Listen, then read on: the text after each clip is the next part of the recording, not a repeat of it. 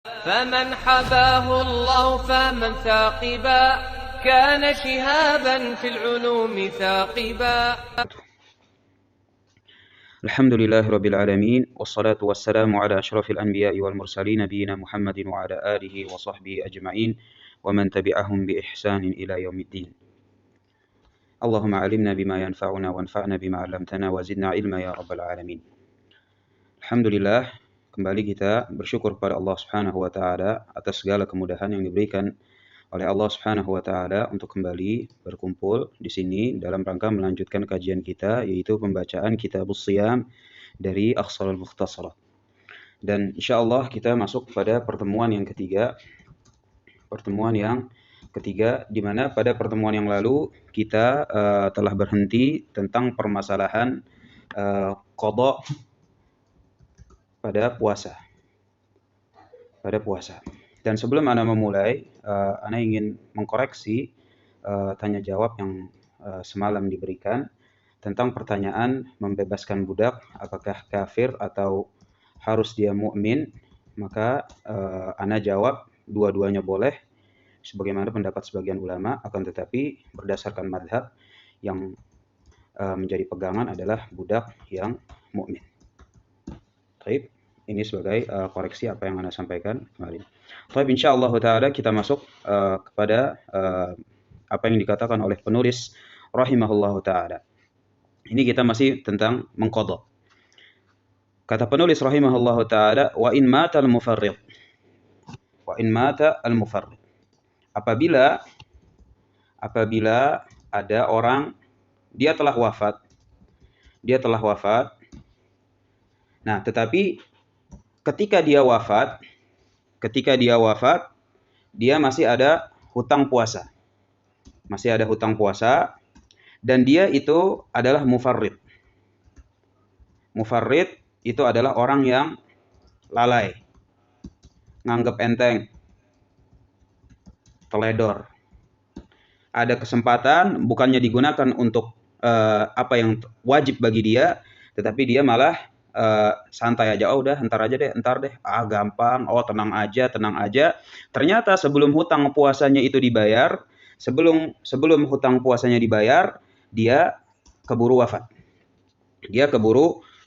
Sehingga di sini dia ada hutang.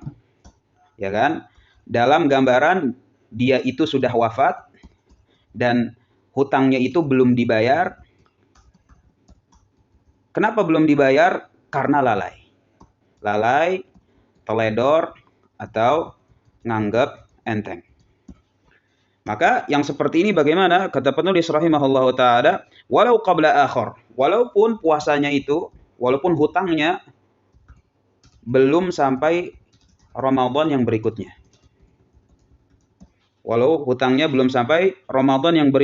Maka cara mengqadanya itu adalah ut'ima anhu kadzalika min ra'si malihi.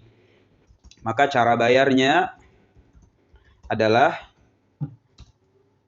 membayar fidyah, dibayarkan fidyah darinya. Darinya dalam artian dari orang tersebut. Dari pokok hartanya wala yusam, dan tidak dipuasakan.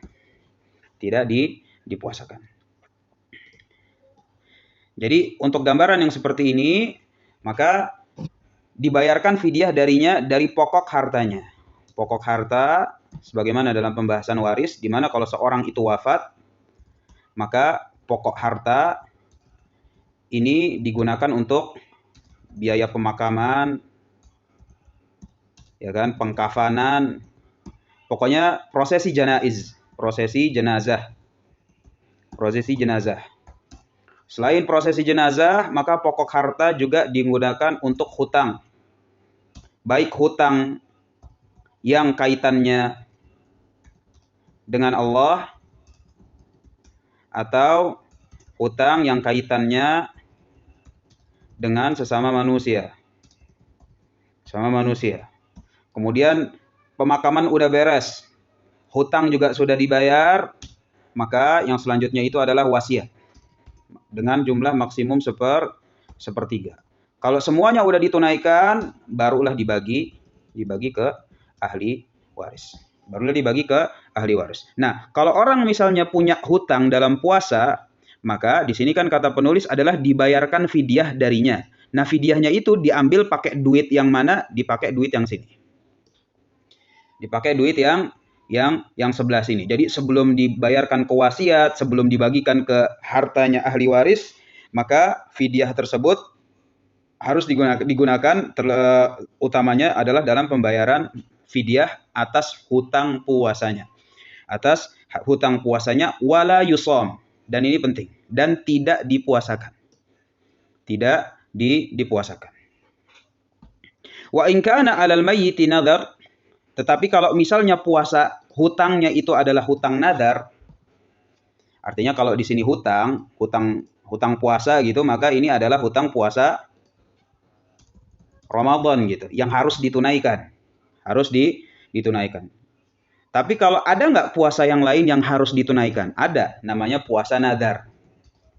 Puasa nadhar. Di mana nadhar secara definisi itu adalah mewajibkan sesuatu yang bukan wajib.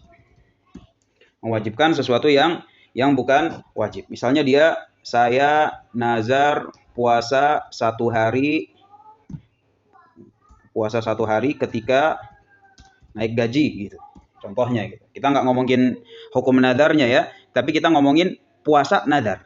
Puasa nadar. Nah ini saya nadar puasa satu hari ketika naik gaji. Subhanallah, alhamdulillah naik gaji dia. Naik gaji, setelah naik gaji bukannya ditunaikan puasanya atau segala macam, ternyata keburu wafat. Nah ini gambaran yang kedua. Jadi gambaran yang pertama kan ini nih. Puasa Ramadan, terus dia itu lalai, teledor. Nah ini dia gambaran yang kedua. Dia puasa nadar. Wa in kana 'alal mayyiti nadar. Kalau si mayat punya nadar, Kalau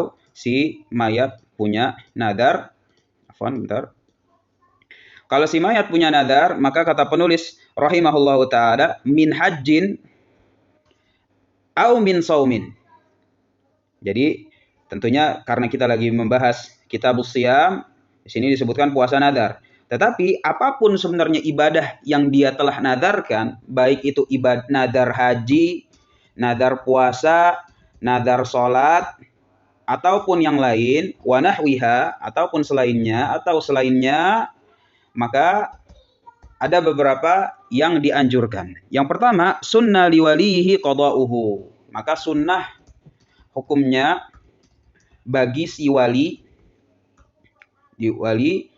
untuk walinya siapa? Walinya mayit ya. Walinya mayit untuk mengqadanya. Artinya mengqada atau menunaikan nazar.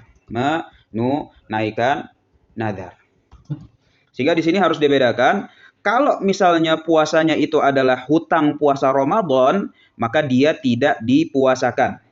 Tetapi kalau misalnya hutangnya itu adalah puasa yang kembalinya itu adalah ke nadar, maka sunnah bagi si wali untuk memuasakan atau mengqadha, menunaikan nadar dengan melakukan hal tersebut. Jadi misalnya si walinya mungkin ahli warisnya, si anaknya memuasakan nadar dari bapaknya, maka ini sunnah. Bagi siapa? Sunnah bagi walinya. Sunnah bagi walinya. Wa ma'atarikatin yajibu.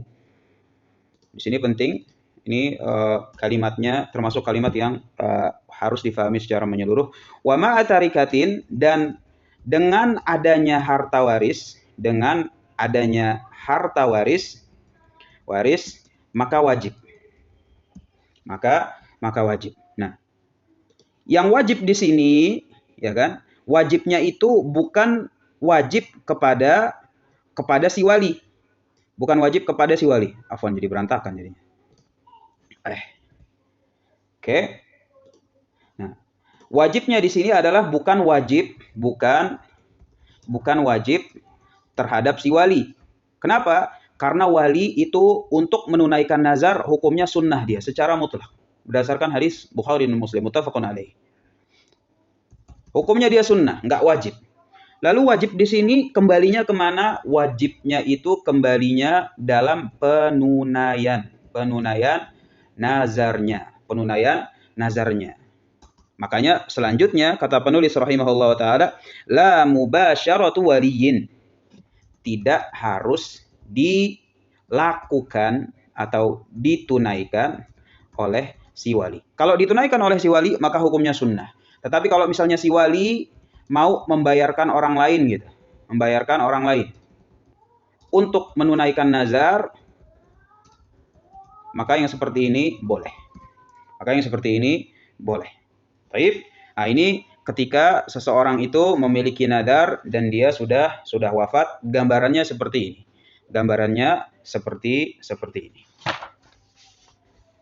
Maka tentang permasalahan qada Ramadan sudah selesai, dan insya Allah kita masuk kepada permasalahan yang lain, yaitu tentang puasa-puasa selain Ramadan. Qala al-musannif rahimahullahu taala, faslun, pasal. Yusannu shaumu ayyamil bidh. Maka yang pertama disunnahkan untuk puasa yang pertama itu adalah ayyamul bidh. Hari-hari putih. Hari-hari putih, kenapa disebut putih? Yaitu hari-hari terang gitu kan. Loh, bukannya hari itu pasti terang karena ada matahari gitu kan? Harusnya kan gitu kan? Hari itu kan udah pasti terang, Ustaz, karena hari itu pasti ada matahari. Maka yang dimaksud di sini adalah hari-hari yang malamnya putih. Gitu maksudnya. Cuman yang malamnya itu biasanya tidak disebutkan oleh para ulama. Kapan itu yang malamnya putih? Yang malamnya putih itu adalah 13, 14, 15 dalam tanggalan Qamariyah. Dalam tanggalan Qamariyah. Insyaallah kita familiar lah dengan puasa Ayyamul Bidh ini. Yang kedua adalah wal Khamis wal Itsnin. Puasa Senin Kemis. Karena ini merupakan 2 hari tu'radu fiha al-a'mal, yang dimana amalan-amalan tersebut dipaparkan, diangkat pada hari tersebut. Kemudian yang ketiga wasittin min Syawal, 6 hari di bulan Syawal.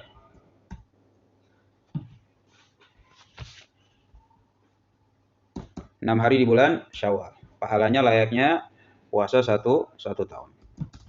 Yang keempat wa syahrillahil muharram. Bulan Muharram. Sebagaimana hadis riwayat Muslim, afdhalus siyam ba'da Ramadan siyamu syahrillahil muharram. Puasa bulan seafdal-afdalnya puasa setelah Ramadan adalah puasa pada bulan Muharram. Wa akaduhu al-ashiru thumma tasi'. Yang paling bagusnya itu adalah puasa pada tanggal 10 Muharram. Jadi dari sekian banyak hari di bulan Muharram, maka yang paling bagusnya itu adalah tanggal 10, kemudian di urutan kedua itu tanggal 9. Biasa dikenal dengan puasa Asyura. Yang 9-nya Tasu'a. Baik. Kemudian kata penulis rahimahullah taala wa tis'i Dzulhijjah. Yang kelima, ini adalah 9 hari di Dzulhijjah. Maksudnya 9 hari adalah 9 awal. 9 awal Dzulhijjah. Walaupun nggak disebutin di situ, tapi kenapa nggak disebutin? Ini sebagai penyingkatan saja.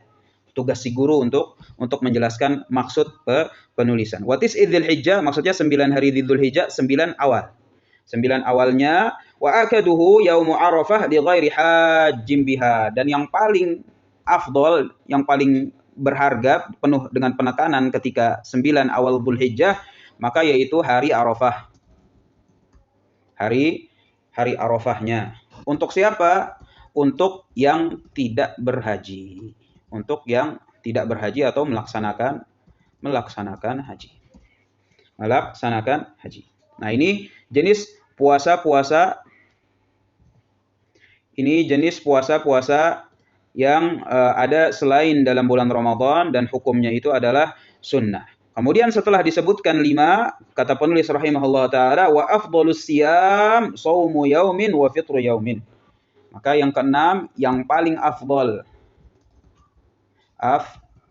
di antara semuanya, yaitu puasa sehari, terus buka sehari. Itu puasa Daud. Puasa Daud alaihi salam. Maka ini merupakan puasa-puasa yang hukumnya sunnah. Kemudian setelah itu ada pula puasa-puasa yang hukumnya itu makruh. Hukumnya itu makruh. Maka di sini kata penulis rahimahullah taala wa kuriha ifradu rajabin, dan dimakruhkan apa? Ifradu rajab, mengkhususkan rajab. Mengkhususkan rajab, ifradu rajabin wal jumu'ah, dan juga hari Jumat. Oh, jadi nggak boleh Ustaz puasa hari Jumat. Nggak boleh. Jadi ketika disebut ifradu rajabin wal jumu'ah, nah maka Jumatnya itu kembali ke pengkhususan. Jadi secara bahasa gitu, secara ya kalau kita mau terjemahan secara ilmiah, maka mengkhususkan hari Jumat. Menyendirikan hari Jumat gitu kan. Wasabt, dan juga hari Sabtu. Nah, ini sama maksudnya menyendirikan hari Sabtu. Maksudnya menyendirikan gimana sih? Artinya kalau puasa Jumat ya cuma Jumat doang. Kalau puasa Sabtu cuma Sabtu doang. Cuma Sabtu doang. Nah, ini namanya mengkhususkan atau menyendirikan, dan hukumnya adalah makruh.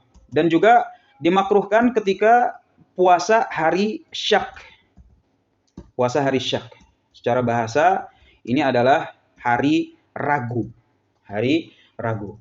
Apa itu hari ragu? Yaitu ketika malam ke-30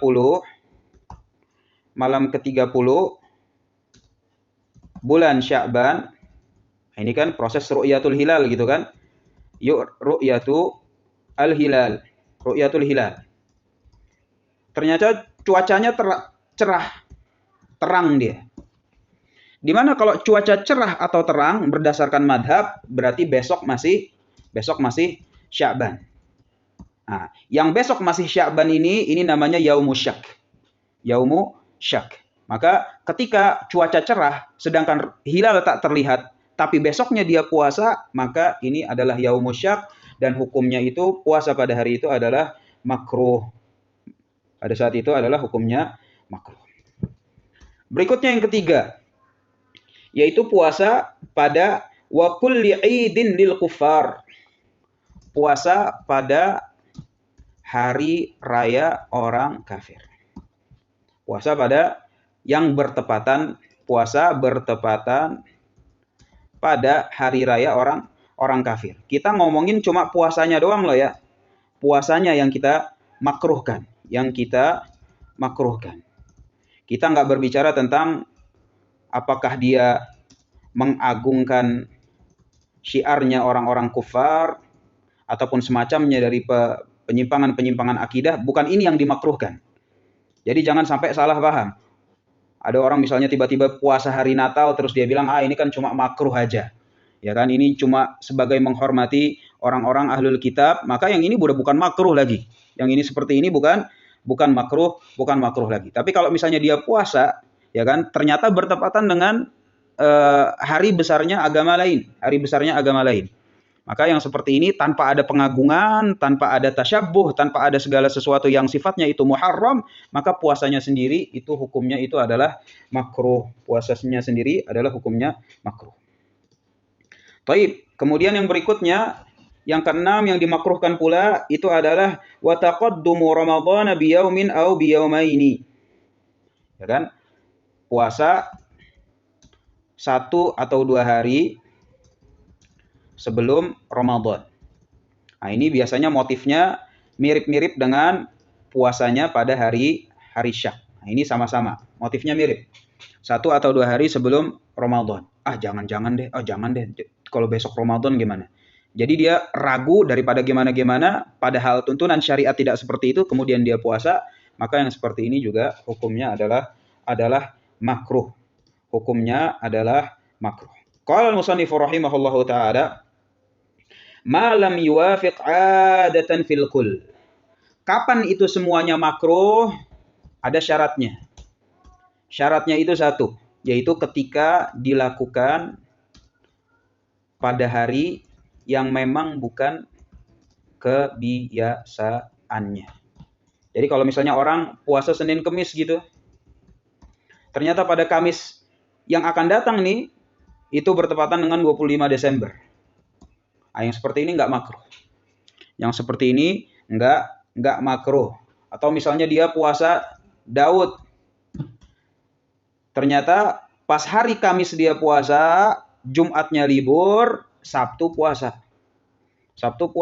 Ustadz katanya nggak boleh mengkhususkan hari Sabtu. Loh enggak, ini karena dia udah biasa puasa Daud, maka puasa pada hari yang kebetulan jatuh hari Sabtunya itu tidak makruh. Kenapa? Karena dia memang sudah ada kebiasaan untuk melakukan hal tersebut. Baik. Kemudian setelah itu kata penulis rahimahullahu taala, wa haruma shaumu, jadi ketika ada puasa sunnah, ada puasa yang hukumnya makruh, ada juga sekarang puasa yang hukumnya haram. Haram untuk berpuasa. Kapan itu? Maka kata penulis rahimahullahu taala, wa haruma shaumul aidaini mutlaqa, yaitu puasa pada hari Id. Pada hari Id, dan Islam cuma Idnya itu Idul Fitri sama Idul Adha. Maka saat ini Idul Fitri atau Idul Adha hukumnya itu haram secara mutlak. Secara mutlak artinya apapun alasannya haram. Apapun alasannya, mau buat qadha kayak, buat untuk nazar kayak, buat apakah itu, mau Senin, Kamis ataupun dia mau melanjutkan puasa Daudnya, maka pada saat hari Idul Fitri maupun Idul Adha maka haram untuk berpuasa secara mutlak apapun keadaannya. Baik. Wa ayyamit tasyriq. Yang kedua, kasih nomor dulu. Pada hari Id, yang kedua itu adalah pada hari tasyriq. Hari-hari tasyriq. Maka pada hari tasyriq ini hukumnya haram. Sebagaimana kata penulis rahimahullah ta'ala, illa, kecuali nggak haram bagi siapa? Nggak haram bagi yang membayar dam mut'ah dan qiran. Nah, ini apa sih dam mut'ah dan qiran? Dam mut'ah dan qiran ini adalah istilah yang biasa pada orang yang berhaji. Berhaji. Di mana kalau hajinya itu haji tamattu, makanya di sini mut'ah dan tamattu masih dalam akar kata yang sama. Ataupun hajinya itu adalah haji qiran, haji tamattu atau haji qiran, maka dia wajib untuk membayar dam gitu kan, denda. Biasanya kalau haji dari Indonesia ini udah termasuk tuh dalam paket haji. Udah termasuk dalam paket haji, yaitu bayar damnya atau denda, yaitu menyembelih hewan ternak. Biasanya kambing atau domba. Menyembelih hewan ternak. Nah, ini adalah dam haji tamattu atau haji qiran. Lah, hubungannya dengan puasa apa? Hubungannya adalah ketika dia nggak mampu menyembelih hewan ternak. Gitu. Ini kan menyembelih kalau punya duit, kalau punya uang. Tapi kalau dia nggak punya uang, maka bagaimana membayar damnya? Membayar damnya itu adalah dengan puasa. Fasiyamu thalathatu ayyamin fil hajji wa sab'atin idza raja'tum. Tilka asyaratun kamilah. Puasa 10 hari. Puasa 10 hari, 3 harinya pada saat haji. Pada saat haji, 7 harinya kalau sudah pulang. Nah, ketika 3 hari ini mau dilaksanakan pada saat haji dan jatuh dia mau puasa pada hari tasyriknya, maka boleh. Maka boleh dan tidak haram. Maka ini tentang puasa pada hari tasyrik dan rinciannya. Kemudian kata penulis rahimahullahu taala, jadi puasa yang haram puasa cuma itu aja. Itu pada Idain dan hari tasyrik. Kemudian yang selanjutnya penulis mengatakan wa man dakhala fi fardin muwassa'. Barang siapa yang masuk untuk melakukan Masuk dalam artian mulai gitu ya. Mulai atau melakukan sebuah ibadah yang sifatnya itu adalah fard muwassa. Apa sih fardu muwassa? Fardu ya berarti ya, hukumnya gitu, fardu atau wajib gitu. Muwassa itu ditinjau dari waktu penunaian. Waktu penunaian. Kayak contoh misalnya sholat zuhur. Apa hukumnya? Hukumnya wajib, fardu. Waktunya dia bisa dilakukan dari zuhur sampai asar. Ya, ini ada 3 jam gitu kan. Ada 3 jam. Atau mungkin 3 jam setengah. Nah, sehingga ini waktu penunaian yang tidak sempit. Waktu penunaian yang tidak sempit. Nah, ibadah-ibadah yang seperti ini namanya fardu muwassa. Maka yang seperti ini yang dimaksudkan oleh penulis rahimahullahu taala. Di antaranya juga yang fardu muwassa misalnya adalah qada puasa. Apa hukumnya fardu? Kapan harus dilakukan? Bisa dilakukan sampai bulan Sya'ban. Ya kan? Sampai sebelum Ramadan. Bulan Sya'ban sebelum Ramadan. Yang selanjutnya. Artinya ada 1 tahun gitu kan. Ada sekitar 1 tahun. Nah ini hukumnya atau gambaran ibadah yang fardu muwassa. Maka kata penulis rahimahullah ta'ala, barang siapa yang sudah memulai ibadah yang sifatnya itu fardu muwassa, maka dia tidak boleh membatalkannya. Sebagaimana kata penulis di sini rahimahullah ta'ala, haruma qat'uhu bila udhrin. Maka tidak boleh dibatalkan tanpa uzur. Tanpa uzur. Maksudnya kalau misalnya ada orang gitu, dia punya hutang qada, ya kan? Pada misalnya tanggal 23 Syawal. 23 Syawal dia mau menunaikan qada puasa. Udah sahur, ternyata jam 11 pagi haus dia. Maka boleh nggak dibatalin? Dibatalin. Maka ini haram untuk dibatalkan. Jadi jangan nganggap enteng. Udahlah, jangan hari ini deh. Hari ini gue haus banget, besok aja deh atau enggak minggu depan. Enggak bisa. Kalau fardu muwassa udah masuk, maka dia enggak boleh dibatalkan tanpa uzur. Bukan sakit, bukan apa. Kalau haus atau lapar, ya namanya puasa ya, haus dan lapar itu bukan uzur. Gitu. Tapi kalau misalnya sakit, ya syukku alaihi, maka yang seperti ini mungkin bisa menjadi uzur. Maka jangan terlalu menggampangkan untuk membatalkan ibadah yang sudah dimulai. Tanpa uzur.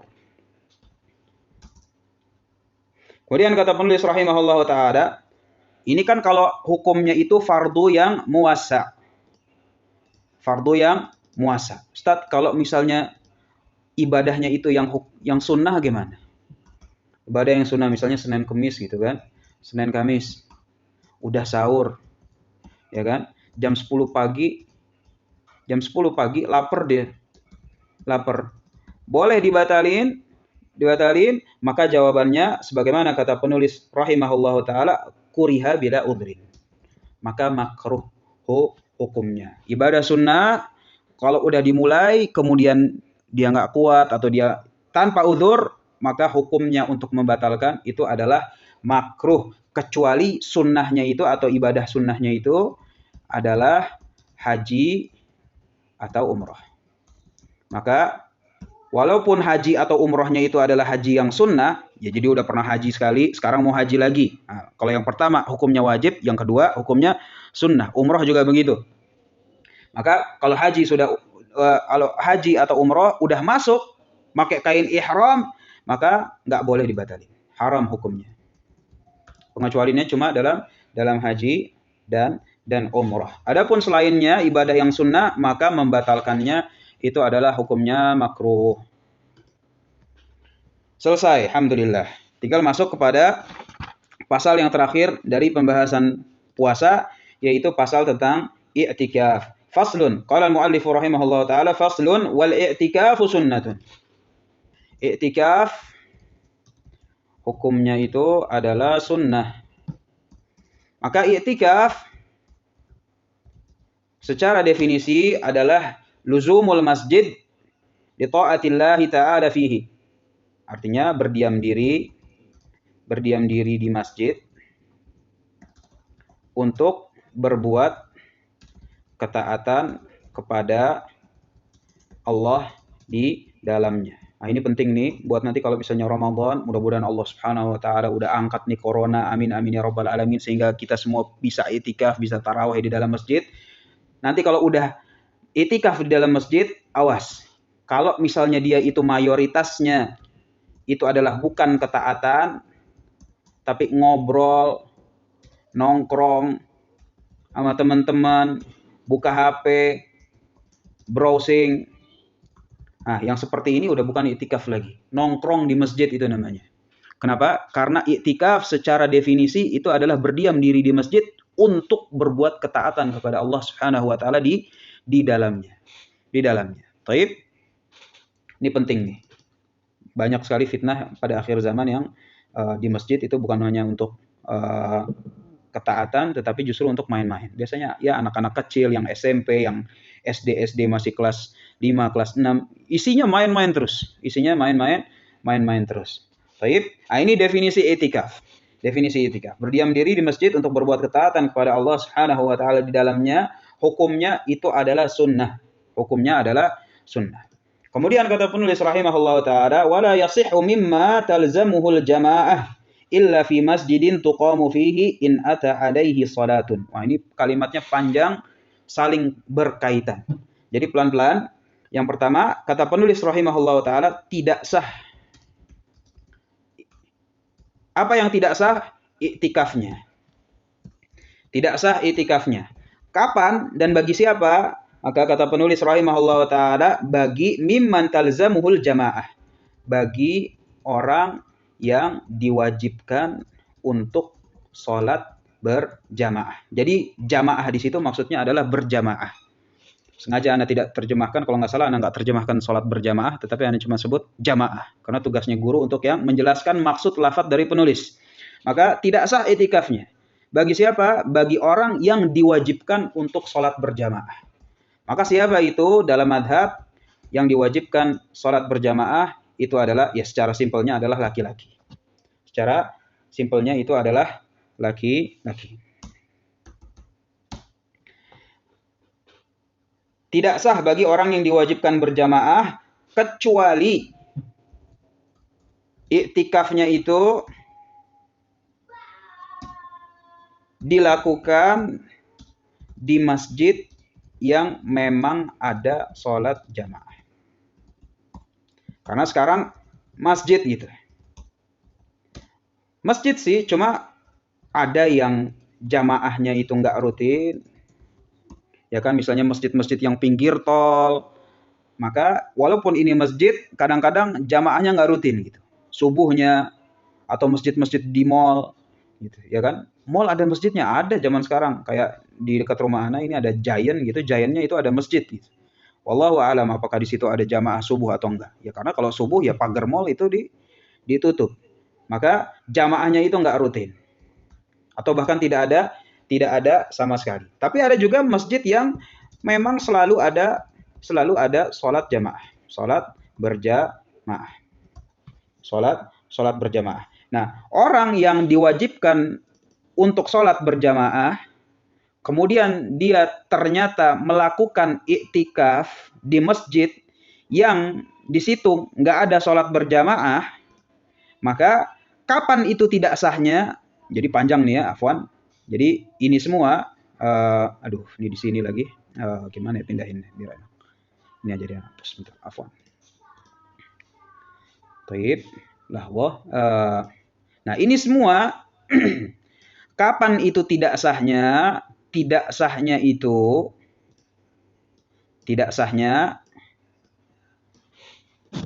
in ata alaihi shalah, ketika tiba waktu sholat. Jadi gambaran konkretnya gitu. Ada misalnya Ahmad wajib dia sholat berjamaah. Ternyata dia beriktikaf di sebuah masjid mall. masjid mall. Pertama dia itikaf misalnya dari subuh, jangan dari subuh deh. Misalnya dari maghrib. Maghrib dia udah masuk. Maghrib sudah masuk. In ata alaihi shalah, ketika tiba waktu salat, yaitu salat Isya. Nah, ketika dia salat Isya, maka pilihannya adalah dia tetap beriktikaf di masjid mall yang tidak ada jamaah Isyanya, atau masjid, jangan masjid tol lah, masjid apa, bukan masjid mall, masjid pinggir tol gitu kan. Kita ganti deh biar masjid pinggir tol. Nah, jadi ketika tiba waktu sholat Isya, maka dia punya pilihan. Apakah tetap beriktikaf di masjid tol saat itu, tetap beriktikaf, atau dia batalkan iktikafnya, dalam artian dia keluar cari masjid yang dia bisa sholat jamaah, yang bisa dia sholat jamaah. Nah, tidak sah di sini, ya kan? Tidak sah di sini itikafnya itu adalah ketika dia memilih untuk yang ini nih, memilih yang ini. Udah deh saya itikaf aja deh. Artinya dia meninggalkan sholat jamaah. Oleh karena itu para ulama langsung membuat hukum adalah orang yang dia iktikaf di masjid yang dia tidak bisa di situ sholat berjamaah, maka kemungkinannya itu dua. Kalau kemungkinannya dua, yaitu dia meninggalkan sholat jamaah, atau dua, dia harus bolak-balik 5 kali ke masjid lain untuk menunaikan sholat jamaah. Maka dua syarat ini, padahal dia bisa nyari masjid lain, oleh karena itu langsung dihukumi bahwa tidak sah untuk itikaf yang di tempat seperti ini. Paham ya gambarannya? Walaupun rada panjang, ana harap bisa difahami.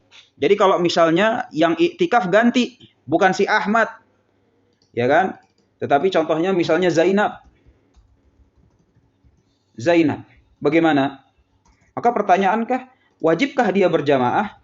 Maka jawabannya perempuan nggak wajib berjamaah. Sahkah itikafnya? Sah itikafnya. Sah itikafnya.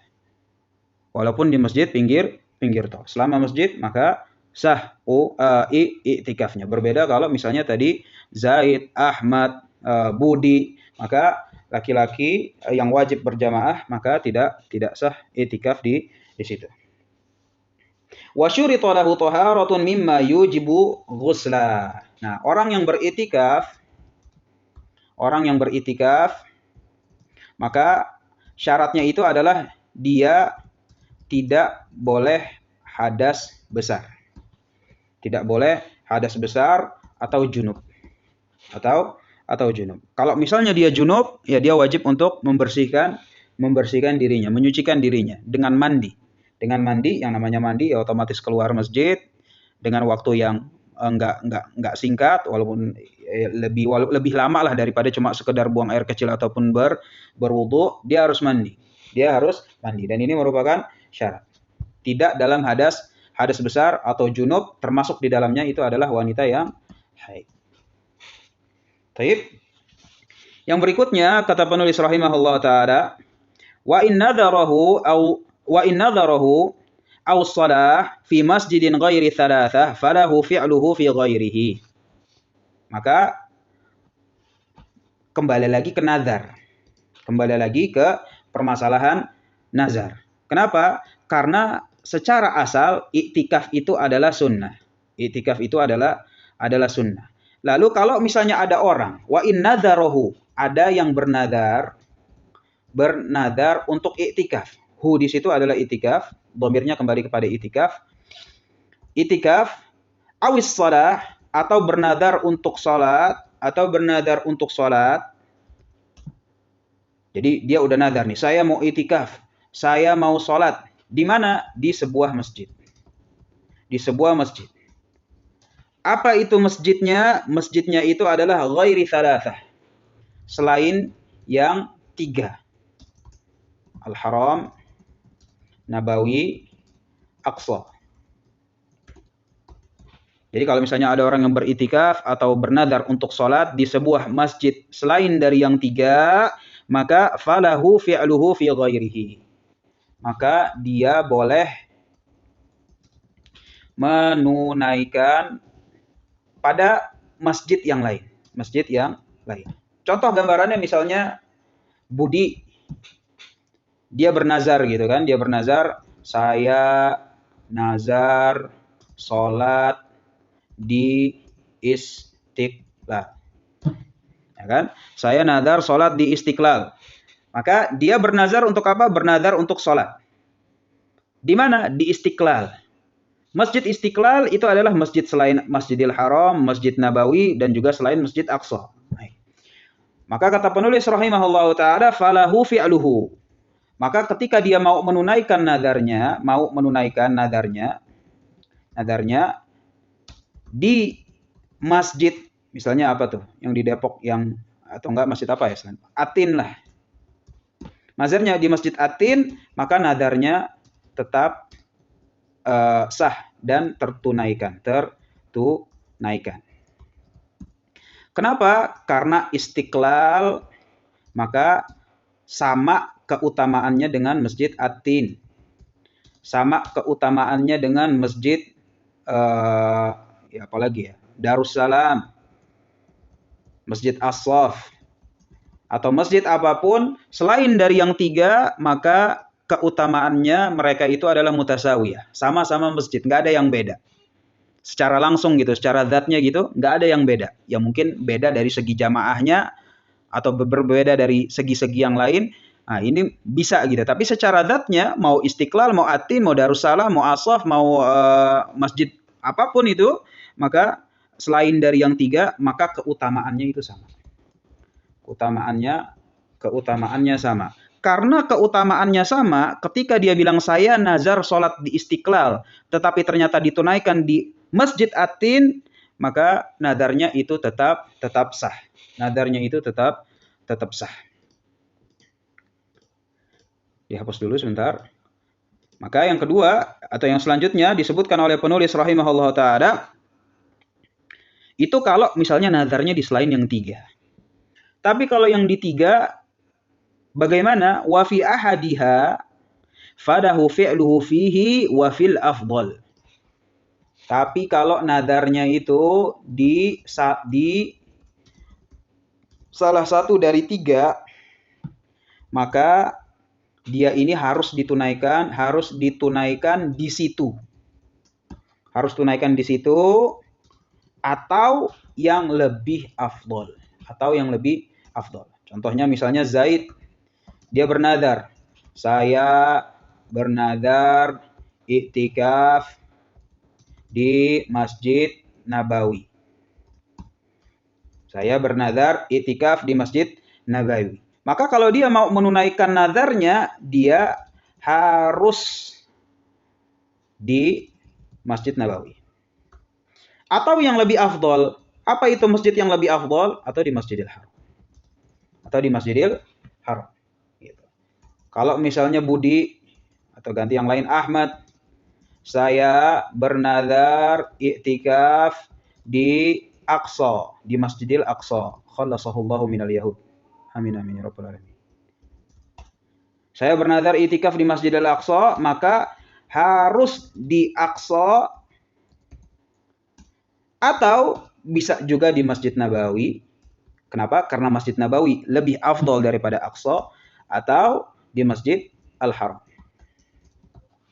Nah, itu yang dimaksud oleh penulis di sini.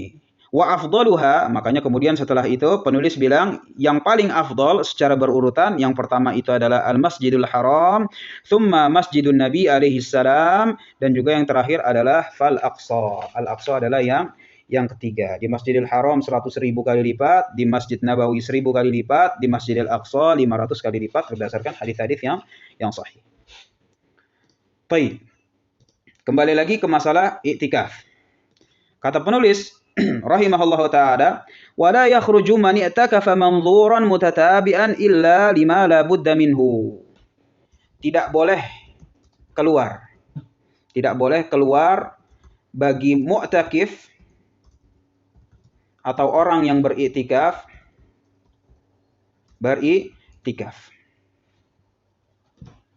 tidak boleh keluar bagi orang yang beriktikaf. Maka di sini ada permasalahan.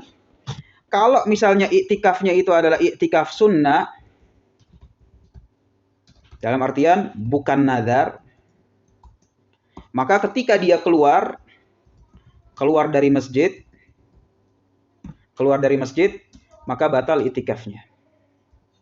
Batal iktikafnya ketika keluar dari masjidnya ini, ya kan? Ketika keluar dari masjidnya ini adalah sesuatu yang tidak penting.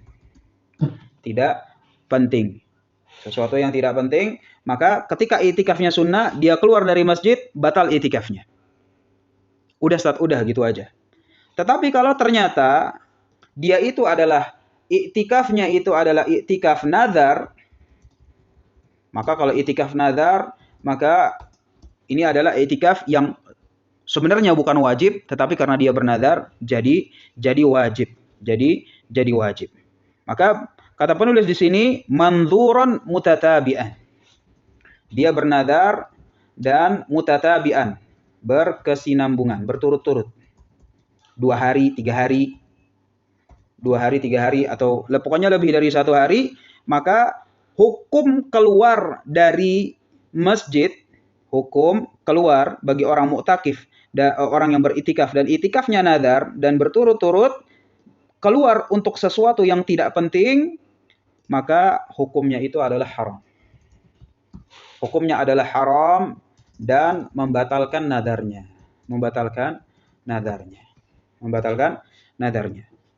Kalau itikaf yang di sini gimana, Ustaz? Itikaf di sini enggak haram, tidak haram. Ya kan? Karena itikafnya itu adalah itikaf sunnah. Itikafnya batal, na'am, batal aja tapi enggak ada dosa gitu. Enggak haram, enggak ada masalah apa-apa. Ya, paling cuma ya udah itikafnya terputus. Tapi udah cuma sejauh itu aja. Tetapi kalau misalnya itikafnya itu adalah itikaf yang dilakukan atas dasar nazar sehingga menjadi wajib dan dia bernazar untuk berturut-turut, maka ketika dia keluar hukumnya itu adalah haram dan membatalkan nadarnya. Ustaz, tapi kalau misalnya keluar itu karena keharusan bagaimana? Justru karena itu di sini ditekankan sesuatu yang tidak penting. Kenapa? Karena kalau misalnya penting, maka ini dibolehkan. Dan tidak membatalkan iktikaf. Tidak membatalkan iktikafnya siapa? Baik iktikaf yang sunnah maupun iktikaf yang wajib karena nazar. Apa aja itu yang penting? Misalnya makan. Ya kan kalau di Indonesia alhamdulillah gitu, biasanya panitia masjid udah menyusun sedemikian rupa agar orang yang beriktikaf nggak keluar dari masjid. Tetapi kalau nggak ada panitia begitu, sehingga orang yang beriktikaf di dalam masjid dia harus keluar cari makan sendiri, kayak misalnya orang beriktikaf di Masjidil Haram, nggak ada panitia nyiapin makan sahur gitu. Ya kan? Dia harus keluar ataupun dia harus nyari makanan gitu. Kalau nggak ketemu di dalam masjid ya otomatis dia harus keluar. Begitu juga kamar mandi di Masjidil Haram, itu kamar mandinya bukan di dalam masjid, kamar mandinya itu di luar, harus jalan. Maka dia harus keluar. Yang seperti ini adalah sesuatu yang penting. Makan, minum, kamar mandi, ya kan, wudu. Yang seperti ini merupakan sesuatu yang penting. Kalau dilakukan maka dibolehkan, tidak membatalkan iktikaf, baik iktikafnya itu yang sunnah atau iktikafnya yang wajib. Kemudian kata penulis rahimahullah ta'ala, jadi kita masih membahas yang ini nih, iktikaf nazar. Maka kata penulis rahimahullah ta'ala, wala ya'udu maridah. Tidak boleh pula menjenguk orang sakit. Tidak bolehnya gimana? Kalau yang iktikafnya sunnah, ya berarti cuma batal iktikafnya. Haram nggak? Tidak. Artinya dia mau ngejenguk orang sakit, tafadhol, nggak ada keharaman di situ. Tapi kalau itikafnya itu adalah itikaf nazar atau itikaf yang wajib jadinya, maka hukum untuk dia menjenguk orang sakit keluar dari masjid itu menjadi haram dan membatalkan nadarnya. Membatalkan nadarnya. Ustaz, tapi kan jenguk orang sakit bagus. Iya, jenguk orang sakit itu hukumnya sunnah. Tetapi menunaikan nadar, hukumnya itu adalah wajib. Hukumnya adalah wajib. Wala yashhadu janazatan. Ya kan? Berikutnya juga contoh yang dibawakan oleh penulis, tidak pula mengikuti proses jenazah. Nganter ke pemakaman, ngeliatin ke kuburan, ngeliat sampai ngafalin apa segala macam.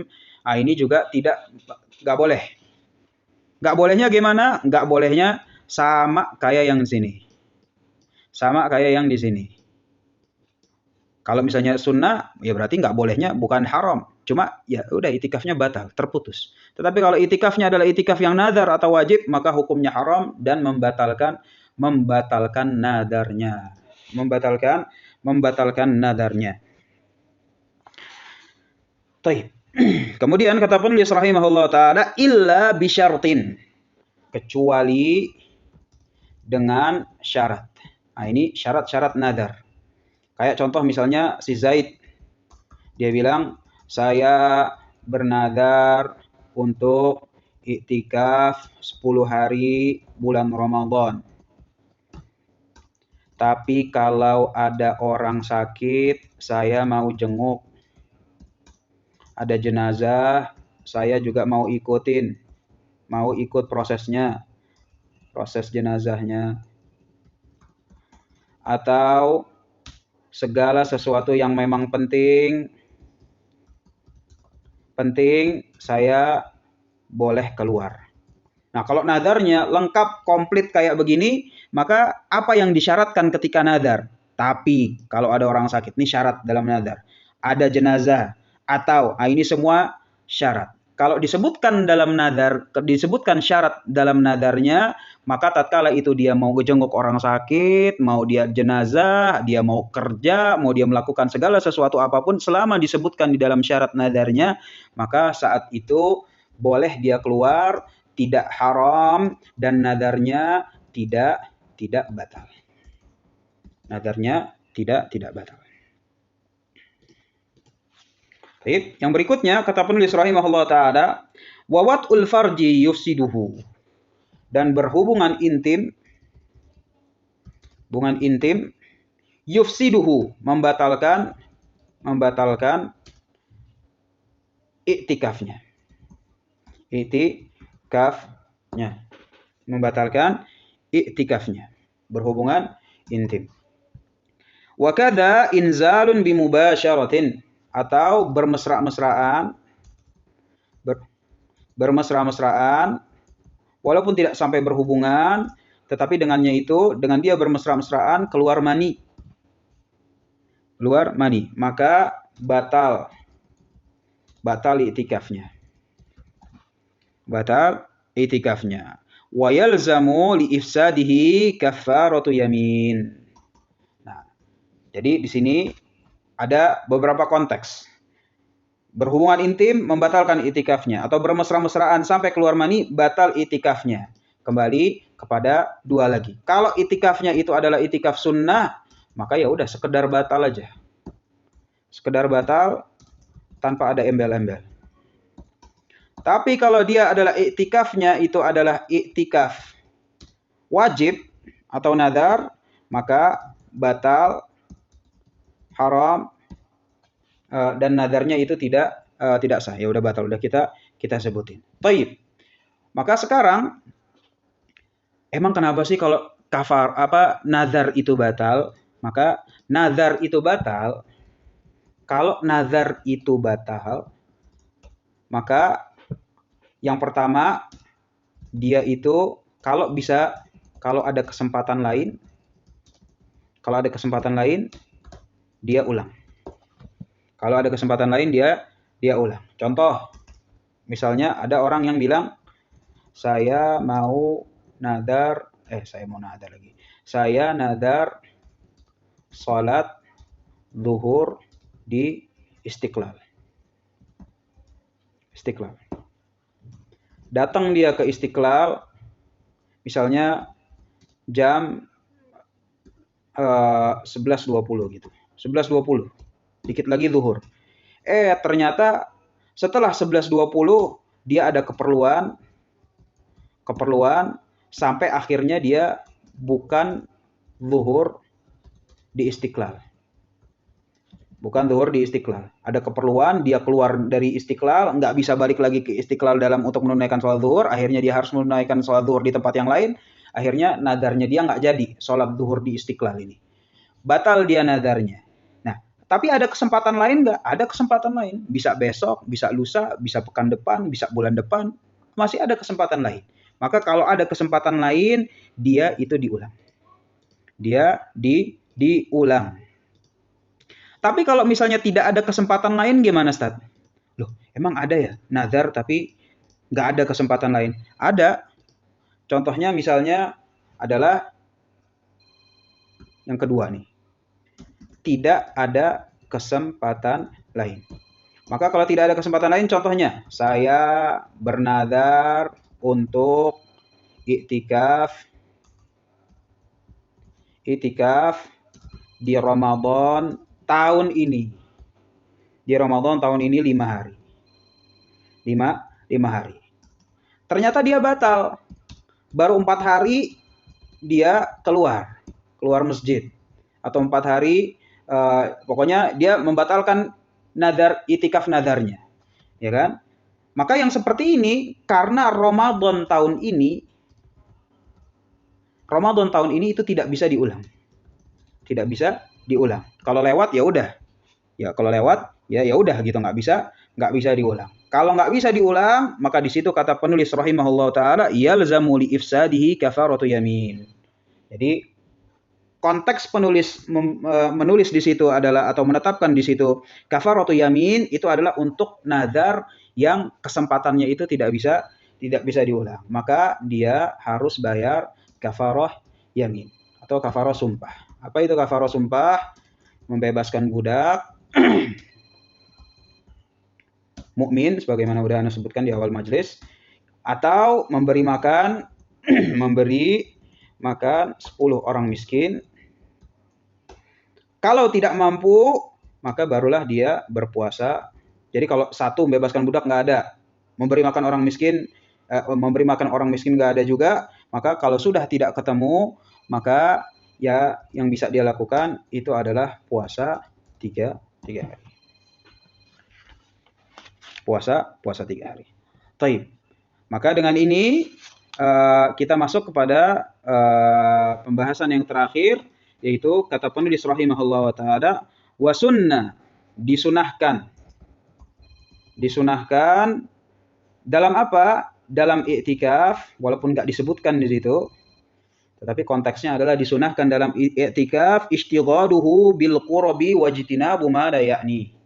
Disunahkan dalam i'tikaf itu adalah sibuk dalam ketaatan. Jangan kebalik ya, jangan ketaatannya itu jadi perbuatan sampingan. Sibuk dalam ketaatan dan menjauhi sesuatu yang tak penting. Yang tak penting bagi dirinya. Maka dengan demikian kita sudah menyelesaikan Kitabus Shiyam dalam Aqsarul Mukhtasarat. Kita sudah selesai, alhamdulillah, semuanya secara global sudah kita sentuh. Maka kita berdoa kepada Allah Subhanahu wa taala, mudah-mudahan bisa dijumpakan dengan bulan Ramadan dengan kondisi maupun situasi yang jauh lebih baik dari sekarang, sehingga kita bisa beribadah sama-sama di masjid-masjidnya kaum muslimin, tarawih, ada iftar jama'i, ada i'tikaf. Maka mudah-mudahan Allah Subhanahu wa taala mengabulkan hal tersebut, innahu waliyyu dzalika wal qadir alaih. Wallahu a'lam bishawab. Ada yang ingin ditanyakan, tafadhol.